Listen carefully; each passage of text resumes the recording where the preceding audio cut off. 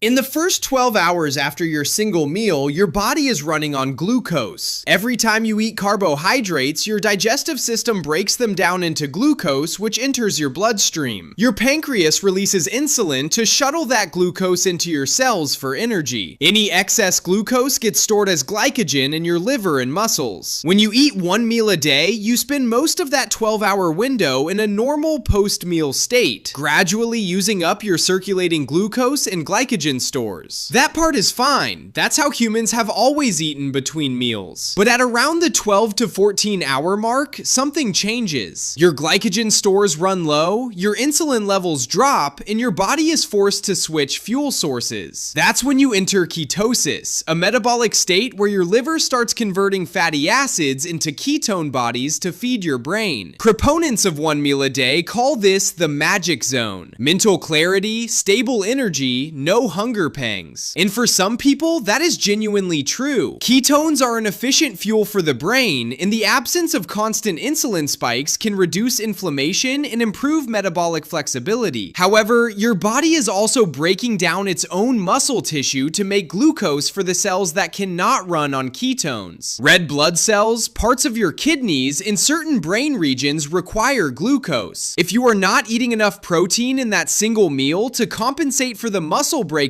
that happens during the 23-hour fast, you are slowly cannibalizing your own lean mass. That weight loss on the scale, some of it is fat, some of it is muscle. And muscle loss is the fastest route to a permanently slowed metabolism. Now let's talk about what happens when you finally eat that one meal. Your stomach has been empty for almost a full day. Gastric acid has been accumulating and your digestive enzymes have been down-regulated because your body adapted to the fasting state. Then you hit your system with a massive bolus of food. Your stomach stretches to accommodate the volume. Gastric acid and enzymes rush to catch up. The food moves into your small intestine and your pancreas dumps a massive amount of insulin to handle the sudden glucose surge. That insulin spike is extreme, much larger than the same meal would produce if you had eaten it across multiple smaller meals. And that massive insulin spike does something dangerous. It shuttles glucose into fat cells. It tells your body to stop burning fat immediately. And if you are eating that one meal late at night, which many people do, you are going to bed with sky-high insulin levels, which disrupts your circadian rhythm and impairs deep sleep. People who eat one meal a day often report feeling exhausted, bloated, and foggy-headed immediately after eating. That is reactive hypoglycemia. Their insulin overcompensated, drove their blood sugar too low, and left them in a state of physiological stress. There are other hormonal changes that most people never consider. Cortisol, your primary stress hormone, rises during prolonged fasting. That is your body's way of mobilizing energy stores and keeping your blood sugar stable. A little cortisol is fine, but chronically elevated cortisol from daily 23-hour fasts leads to anxiety, irritability, poor sleep, and abdominal fat storage. The same cortisol that helps you survive a fast also tells your body to hold on to belly fat because it perceives the fasting as a threat. Thyroid hormone production drops during extended fasting. Your body lowers its metabolic rate to conserve energy. That is an ancient survival mechanism. If you eat one meal a day for months, your resting metabolic rate can decrease by 10 to 15%. That means when you eventually stop fasting, you will gain weight faster on the same amount of food because your engine is now smaller. Reproductive hormones are also affected. Women who practice one meal a day frequently report irregular or lost menstrual cycles. The body shuts down reproduction when it perceives caloric scarcity. That is a sign of starvation. Your digestive system takes a specific kind of damage from one meal a day. The long periods of emptiness allow gastric acid to irritate the stomach lining, increasing the risk of gastritis and ulcers. The large volume of food in a single sitting stretches the stomach and can worsen acid reflux because the pressure pushes stomach contents back up into the esophagus. The rapid transit of a large meal through the small intestine can cause diarrhea, cramping, and bloating. Over time, the gallbladder suffers. Bile is stored in the gallbladder and released when you eat. When you only eat once a day, bile sits in the gallbladder for 23 hours straight, becoming concentrated and forming gallstones. Gallstone disease is a known complication of very low-calorie diets and prolonged fasting. There is a psychological psychological cost as well. Eating one meal a day blunts hunger signals over time, but it also increases the risk of binge eating disorder. The restraint required to fast all day, followed by permission to eat anything you want in one sitting, is a recipe for loss of control. Many people who practice one meal a day find themselves obsessing over food during the fasting window, planning their single meal in excessive detail, and feeling guilt or shame if they eat outside the designated hour. That is not intuitive eating. That is disordered eating with a wellness label. And when the weight loss plateaus, which it always does because your metabolism adapts, the response is often to restrict further, to eat less in that single meal, to push the fasting window longer, to 20 hours, to 22, to 24. That is the path from intermittent fasting to anorexia.